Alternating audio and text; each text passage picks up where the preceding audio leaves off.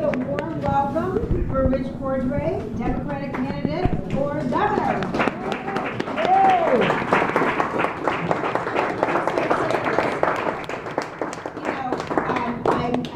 I didn't even look at his resume, I didn't look at anything. All I will say is this: the Consumer Financial Protection Bureau, which I'm not sure, I think if you went on the street, like if you were Jimmy Kimmel or Jay Leno and asked 20 people walking down the street what it is, I'm fairly confident no one would know it.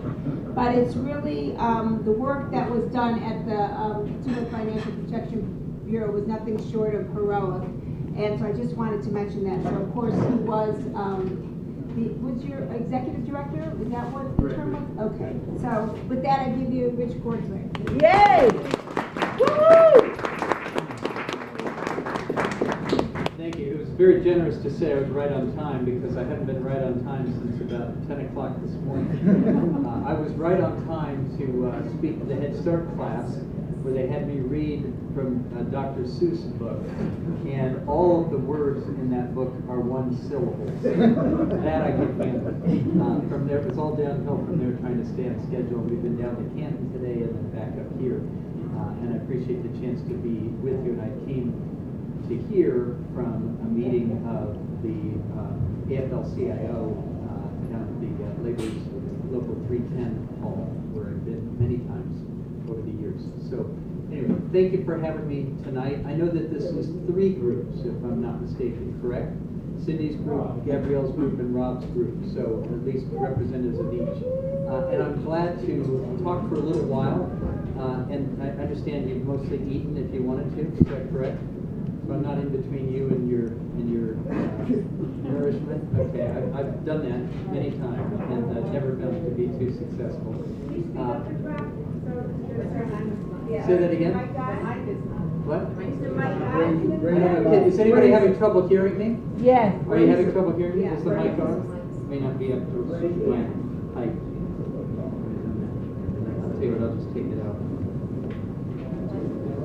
How's that? Is that better? Oh, that's much better. I can even tell that's better.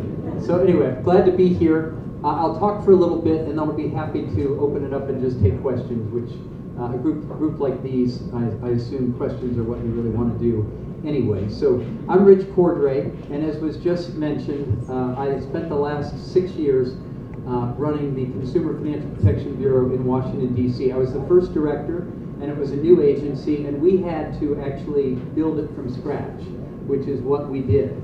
I was recruited there by a woman I had never met who called me on the phone and asked me if I would come and work with her, named Elizabeth Warren. Anybody heard of Elizabeth? Yeah! Yeah. She became a really close friend of mine, and she's been very supportive of me in this race because we worked together and had common goals in mind, and she is very tough in pursuit of her goals, and I learned that from her as well.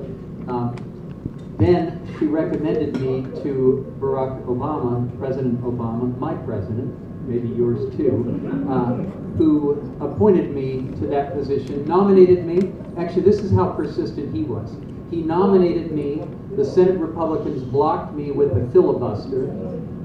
He then appointed me with a recess appointment, which is a very unusual thing to do, and later was actually found to be improper, although it was too late at that point. He renominated me. I was blocked again by Senate Republicans, again on a filibuster, and finally he and Senator Harry Reid shoved me through. And in the end, I got 72 votes out of the 100 senators. It's like, what is the nonsense that they do in Washington, D.C. and Capitol Hill? But that's how persistent he was. And when he appointed me, they had me fly out with him on Air Force One. It was him, Valerie Jarrett, Jay Carney, who was the press secretary at the time, and myself, just the 4 of us, to come to Shaker Heights High School January of 2012 to announce the appointment. And that was quite a special day. In fact, we're on the plane, and Valerie Jarrett says, you know, you can make calls from Air Force One. And I'm like, oh, okay, I didn't know that. She said, well, you should call some people, because you can't always call people and say that you're calling from Air Force One. So, all right, so I decided I would call my dad and I would call my father-in-law, so equal keeps everybody happy. And I called my dad, and President Obama happened to walk by, and he says, "Who are you on the phone with?" And I said, "I'm on the phone with my dad." And he says, "Well, let me talk to him." So he takes the phone and he says, "I'll bet you're very proud of your son." And my dad says, as he always would say, "I'm proud of all my boys." And then he said, and this is what got, I could see President Obama, he got him on this, he says, "And I'm proud of you too." And that was a great day. So the work that we did at that bureau was, in the wake of the financial crisis and all the irregularities on Wall Street that caused so much misery across this country, and so many people lost their jobs because of the financial crisis, and not through any fault of their own, or lost their homes. And we had a lot of that in the city of Cleveland and Cuyahoga County and all across Ohio and the nation, ultimately. And we all lost any kind of retirement savings we had. We lost big chunks of that at that time. And the thinking was, and this was Elizabeth Warren's idea, to have an agency that would stand on the side of consumers. That's who's consumers? It's all of you, it's all of us, it's everybody in America. In the financial marketplace, where it's not so easy to stand up for yourself with these big banks and big financial companies and see that people were being treated fairly. And we did that two ways in particular. We gave people a voice. We created a complaint system that people could complain to us when they thought they were being mistreated or cheated. And by the way, 1,300,000 people complained to us in the next 5 years. And we fixed individual problems for them. And if need be, we could go after the banks and financial companies, and we could take enforcement actions against them when we thought that there was a systemic pattern of problems or abuse. And we did that many a time. We did that hundreds of times, and we recovered $12 billion for 30 million Americans through that effort. And it caused changes in behavior at those institutions. Not enough yet. I don't think that they're entirely reformed. And the Wells Fargo saga, if you watch that one, where they opened accounts without anybody's permission or authorization to make their bonuses, was a good example of a culture gone bad. But we made a lot of difference in that role, and I was proud to have the chance to do that work. Now, when President Trump got elected, it was a tough day, wasn't it, in November of 2016. The calls started to have me fired from that position.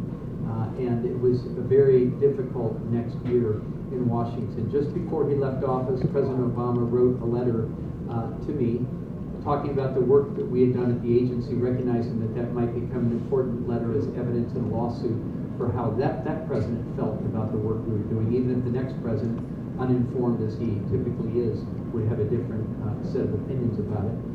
And he encouraged me to stay as long as I could be reasonably effective in that role. And I'm giving you this explanation because I think it's important, because people criticized me because I did step down early from that job. I stayed all year to finish things that I thought were important that I could get done for the people of this country. And one of those, the last of those, was a rule, a national rule on payday lending, to restrict payday lending. And I was bound and determined to finish that because we put 3-4 years of effort into that rule. And I realized I would have kicked myself the rest of my life if we had not finished that. We finished that in November. I got a chance to sit down with President Obama as I was leaving Washington to explain to him what I was doing and to seek his blessing, which he gave. And he's interested. He's encouraged. He wants to see us win in Ohio this year, by the way. And I was ready at that point to come back because I could see that there was a big fight brewing in Ohio over the leadership of this state and changing, as I say to people all the time now, as I'm talking to people trying to encourage them to contribute to our campaign, many of them from outside of Ohio who are interested, I say, if we can change Ohio in 2018, then we can change the United States of America in 2020, and we need to do that. It is so important that we do that, and that's what we're trying to do. So I'm now running for governor, and I have been joined on this ticket by a very strong figure that some of you may know, Betty Sutton, former congresswoman from northeastern Ohio. Actually, she grew up in Summit County, and she also represented Lorain County and bits of Cuyahoga County. And she is my running mate. She's a very strong figure. And she and I are going to lead this campaign together, and we're going to lead this state together. And we are both committed to making this be a state where women and men jointly and equally will lead this state forward. in our cabinet, in key positions, by getting people elected to the legislature, by bringing leaders forward that will become the next governors and U.S. senators and congressional representatives in the state, and it will be women as well as men, and that's high time that we had that in Ohio. You know, there are some people who think that Hillary Clinton didn't win Ohio in 2016 because there were people who weren't ready to elect a woman. I think that's wrong, but we need to show people in this country that that is wrong, and we need to bring our leadership forward. And that's another thing that I would say about this race. Betty and I are running on what we call kitchen table issues. Access to affordable health care, the kind of education and training that we and our children need to be workforce ready and able to adapt to what is going to be modifications and changes and transformations in the workplace over people's lifetimes. Having it in our lifetime will happen definitely in our children's lifetimes. And spreading out economic opportunity around Ohio so that it is more broadly shared and not just the enclave of some privileged few or a few parts of the state. And that's a big issue in lots of parts of the state, I will say. I think that's part of what helped elect Donald Trump. There's a lot of people who felt left out and left behind. And a mistake that was made in 2016 was the Democrats did not campaign aggressively in all of those areas. And if people only hear one side of the argument, they think that must be right, because nobody's telling them otherwise. And by the way, people also recognize very keenly in their bones that if people aren't bothering to come and ask for their vote and seek them out and make arguments to them and tell them what their vision is, then they don't respect them, and they aren't going to be representing them, and they are they are then disaffected and they go somewhere else. And that's what happened in 2016. But let me say, if this is going to be the kind of state we want it to be, for ourselves, for our children, we have to be a state that stands for tolerant, welcoming, inclusive, diverse communities. We cannot afford to have anybody in the state be blocked from being able to contribute their talents to the direction of this state based on prejudice or bigotry or stereotyping of any kind. We have to embrace everyone's talents in our society, and we have a legislature right now that is retrograde in these respects. They still have not passed basic equality legislation. You can now marry who you choose in this state because the U.S. Supreme Court had to say it. But you can, therefore, you can, after marrying publicly, you can lose your job, or lose your housing, or lose access to public services because of that stated preference. And that's wrong. And more than a majority of states now have changed that. And I will say that if businesses are going to want to come to Ohio, they are going to be looking for the states that have these kinds of progressive approaches, and not states that are going to be trying to cram certain people down. Or we see too much of this from Washington right now, scapegoating, pitting people against each other, blaming others for sort of shortcomings, rather than taking responsibility yourself. That's not the state we should have. It's not the state that we stand for in this room, and it's not the state that Ohioans stand for either, I don't believe. And I'll be proud to campaign on that thesis, that Ohioans want to look to the future and make progress rather than look backwards and think that we're going to live again in the 1930s and the 1950s. And by the way, there were a lot of things not to like about the 1930s and the 1950s, including state-sanctioned segregation by race and by many other criteria as well. So these are some of the things that I think are at issue in Ohio as we come to a crossroads in 2018. We have a Republican Party in the state that still hasn't reconciled itself to marriage equality. It's one of their planks that they want to somehow roll that back. I have no idea how they think they're going to do that, other than defying the U.S. Supreme Court, but it is one of the things they talk about. We have a legislature that continues to push symbolic legislation on choice and reproductive rights, and to defund Planned Parenthood, and to drive down women's health care in the state because they're busy with their narrow ideological agenda in the state. And by the way, yet again today we had a court decision striking down one of their latest maneuvers that is going to cost the taxpayers of the state millions of dollars, because they will end up having to pay the attorney's fees of the challenging parties who had to challenge this legislation and never should have been passed in the first place. These are some of the things at stake in Ohio in 2018. Now, how many of you stayed up late last night and watched the results from that Western Pennsylvania congressional district? I kind of thought there might have been a few of you. I couldn't stay up as late as I wanted to, but it seemed pretty good. And then when I woke up this morning, it seemed very good. That district, think about this, that district that swung 20 points last night away from Donald Trump back to sanity is on the border of Ohio. And the people in the western part of Pennsylvania on one side of that line are not very different from the people in the eastern side of Ohio on the other part of that line. And so that is a very encouraging result. And running on kitchen table issues was the answer there. And if we have that message, I think we can prevail in Ohio as well. Let me say something about one other issue, and then I'll stop for a minute, and then people can ask questions and get to other issues that I haven't touched on. Criminal justice reform is a crying need in Ohio and in the United States in general. When I was in the Obama administration, we had, he created an interagency justice council. It was chaired by Attorney General Loretta Lynch.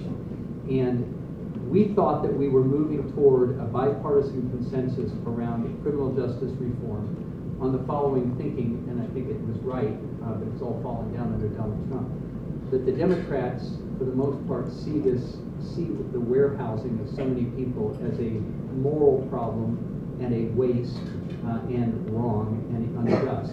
And more Republicans were seeing this as a fiscal problem. All the money we're spending imprisoning people that is hugely expensive. It is the most expensive way to treat a person in our society is to lock them up and put them in a prison and pay all the costs of that to guard them through the year. And we thought that we could make reform on a national scale. That's not happening, but we can lead this in Ohio. I believe there's going to be a ballot issue on this fall that is going to be a specific measure to take the non-violent, low-level drug offenses, which have led so many people who are really addicted and not criminals, and haven't really committed any crime other than being addicted, and are being warehoused right now in our prisons, and take the felony fives and convert them to misdemeanors and get those people out of the prisons once and for all, and stop sending them to the prisons for those types of offenses. I think it's going to be on the ballot. I will be supporting it. I hope all of you will be supporting it, and that could be a major change in Ohio and in many communities here. And let me say a couple things. It's unfortunate, but I think one of the things that's now leading to this is that a lot of people in Ohio didn't care about this issue when it was an urban issue, but they care about it now because with the opioid crisis, it's become a rural issue as well. All right, you know, that's where we are. If that's what motivates people, we can make change here. But the other thing that I would say is it's not just that people are being imprisoned for a period of time, which is bad enough. It's that when they get out of prison or out of jail, what are their prospects at that point? You know, you go to apply for a job and you have to disclose that on your application and you don't get hired. You go to try to see if you could put yourself in line to earn some sort of a license to have some sort of profession, and you can't get the license because of that. So people's horizons are completely cut off. That's the immoral, unjust part of this.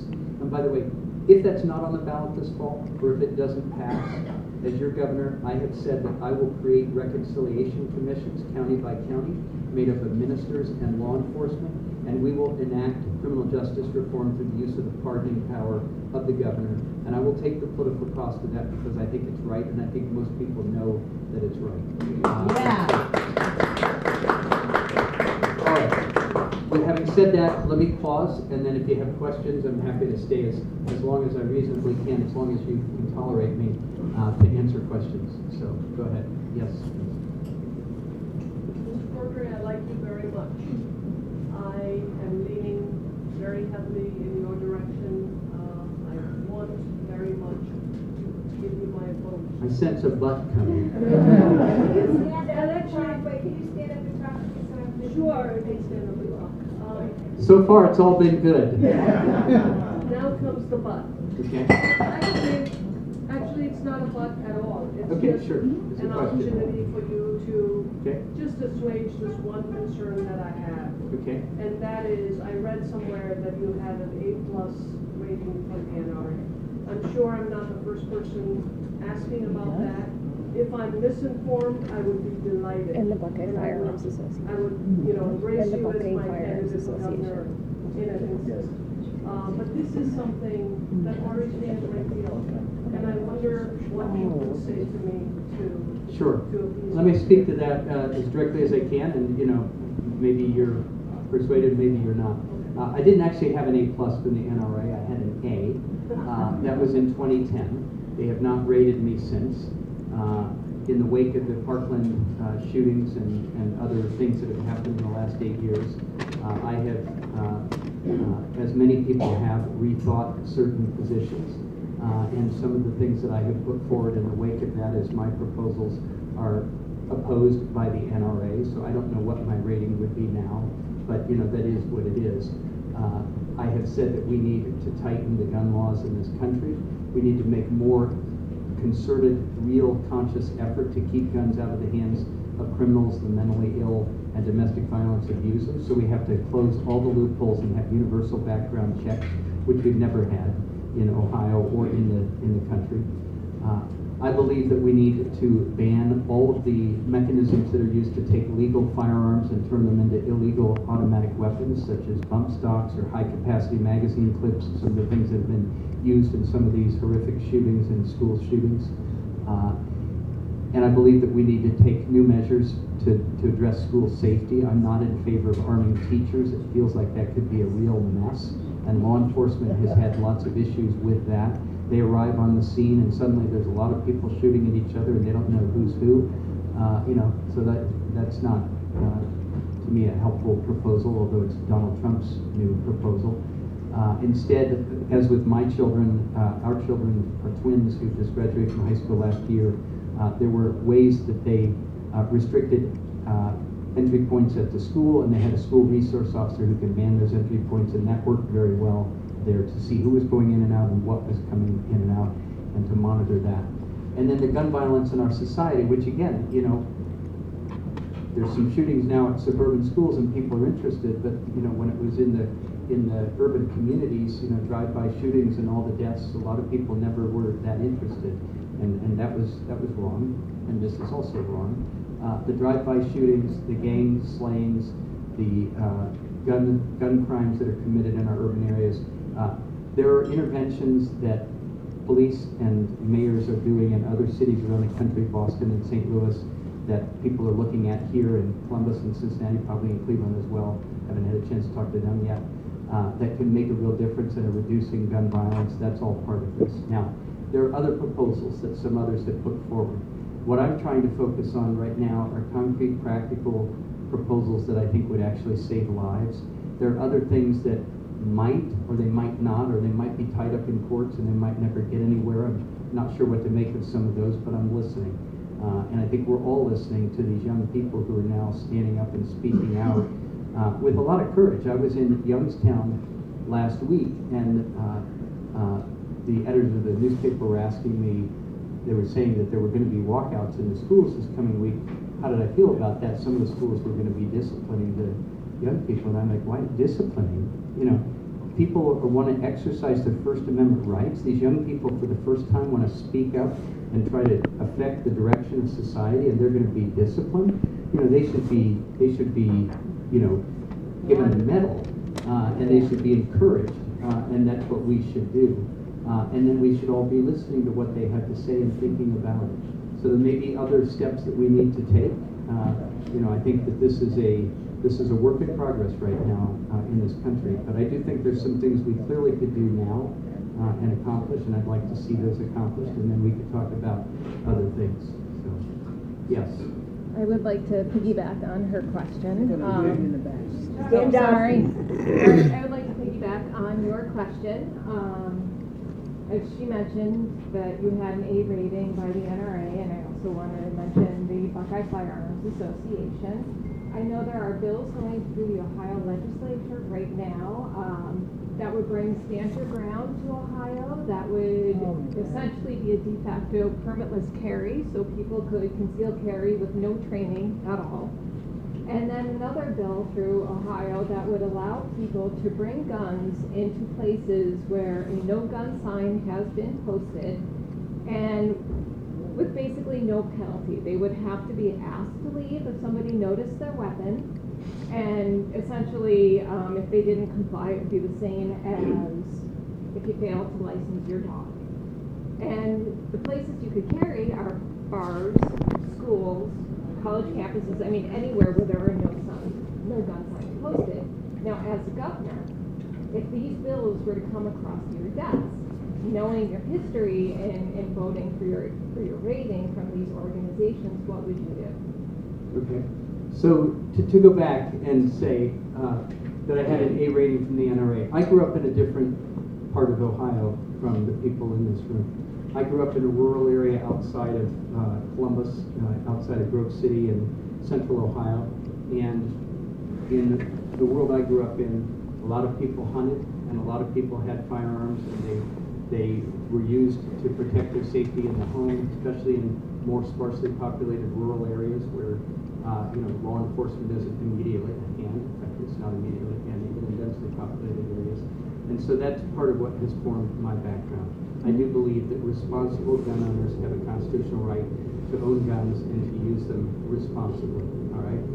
But as with any constitutional right, it's true of the First Amendment as well, having a right doesn't mean that it can be exercised in limitless fashion, okay? It has to conform to the needs of society, and it has to conform to public safety, it has to conform to the interactions with others, and that's true of free speech, and it's true of the right to bear arms. Okay, so that's my background, and it may be different from some of your backgrounds, but it's where I come from. In terms of proposals that would come forward, I would need to see exactly what those proposals are. I do believe in the castle doctrine that people should be able to stand their ground in their home, and I think that has been law in Ohio, and I think that that's reasonable. Once you get into stand your ground out in society and amongst others, I think there's much more issues with it, and I would have to see exactly what the proposal is, and I think law enforcement has concerns about that as well. In terms of concealed carry permits, in Ohio, that is the law, and people have to apply for those permits, they have to be trained, and they have to have those permits renewed from time to time. I consider that to be a reasonable approach. Not everybody does, but I do. In terms of where you can take a gun. I'm sorry, the law though was taking away those requirements. Mm-hmm. So it would Okay, let well, people I'm not familiar essentially. with what you're talking about there. I think we got to a point in Ohio where concealed carry permits, as is true in most states around the country now, are permitted, but there are restrictions on them, and they have to be, again, with a certain amount of So training. you would be in favor of keeping restrictions and training requirements in order to get a concealed carry permit in Ohio? I think the laws that we have are reasonable. I'm not sure I'm familiar with every detail of them, but yes. So in any event, and as to other proposals, I would have to see what they are. But look, maybe for some, this election will be all about a single issue. And by the way, I have won votes and lost votes on single issues before. I happen to be pro-choice, and maybe not everybody in this room is. And I lose votes on that issue every election to people who are strongly pro-life and strongly in principled positions of pro-life, and I understand that. And I have been very forward on gay rights over the years, going back to 1992, a race for Congress that I lost narrowly, and I was in favor of having gays serve in the military, which at the time was a very controversial point, and later was ultimately changed such that it is now accepted, but it took a lot of doing. And I've had people vote against me because of that, and I understand that. And so if people are going to decide on a single issue, then people will, out of passion and feeling strongly, they will do that. But there's a lot of things at stake this year. There is pro or anti-choice. There is funding for Planned Parenthood. There is redistricting and what the next future of the state is going to be for the next 10 years. There is equality for LGBTQ individuals. There is criminal justice reform. and racial justice reform. There is voter suppression. You know, there are all the things that we're concerned about in this state. And I would hope that people would judge candidates based on the totality of those positions. If you decide that one issue is so important to you that you can stomach the fact that you're going to vote against a candidate knowing that, I mean, the Republicans are no better on this issue, and they're worse, in fact, than I am, then, you know, people may make that decision. I've never been able to wrap my mind around that because there's so many things at stake, so much at stake for our future, so much at stake for the direction of the state, and I would hope that we would judge a candidate as a whole. I mean, I've never really met any candidate that I agree with on every issue, but you know, those are judgments every voter has to make, and I respect that and understand it. I'd like to turn to the kitchen table issues that you said are going to be the center of your campaign. All right. And by the way, one thing I am learning, Betty and I are learning on the trail, is kitchen table issues are broader than we at first conceived them. You know, well, I'm going to ask you about one of them the in equality particular. issue, the non-discrimination issue, that's a kitchen table issue. It affects economic development, it affects whether children want to stay here. You know, that's relevant. But anyway, go ahead. Yeah. So some of the polling that was done after the vote yesterday showed that one of the big differences between Connor Lamb and his opponent was the positions on health care. And that health care is a central kitchen issue table because the way health care has evolved over the last 30 years has made it unaffordable for too many people. What specific thoughts do you have about what we can do in Ohio to move to universal health care, affordable health care for all, equitable and improving public health? Yeah. So, and there's a couple of candidates who have said that they want to have universal health care in Ohio, or single payer system. A couple of them have, and